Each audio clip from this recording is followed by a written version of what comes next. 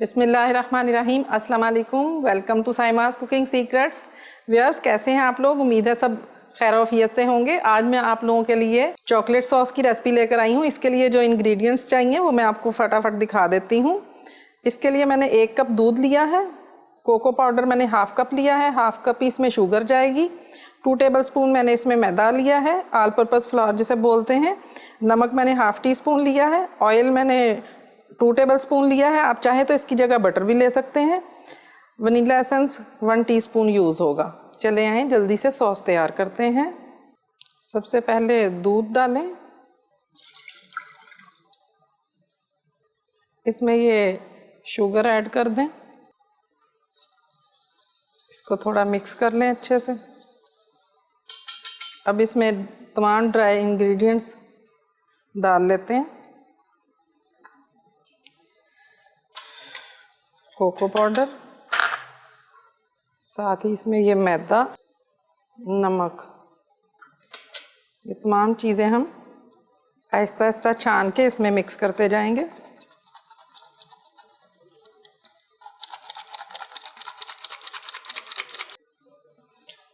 अब अच्छे से इसको मिक्स कर लें।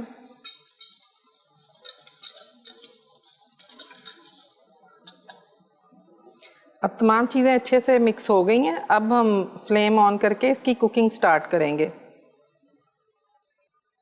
फ्लेम ऑन करके अब इसमें मुसलसल आपने ये विस्क करते रहना है। मीडियम फ्लेम रखना है आपने नीचे। ये देखिए आहिस्ता आहिस्ता थिक होनी शुरू हो गई है। बस अब फ्लेम बंद कर दें। साथ ही इसमें वनीला एसेंस ऐड कर दें 1 टीस्पून के बराबर। 2 टेबलस्पून इसमें ऑयल डाल दें।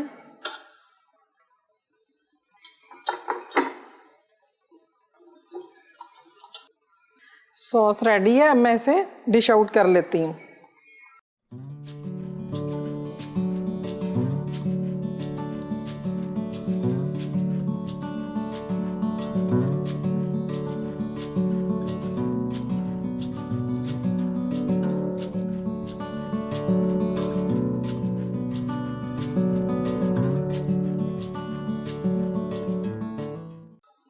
व्यूअर्स, ये इसकी थिकनेस चेक कर लें, कितनी क्रीमी सॉस तैयार हुई है। इसकी इतनी थिकनेस आपने रखनी है। ये बहुत ही मज़े की बनी है।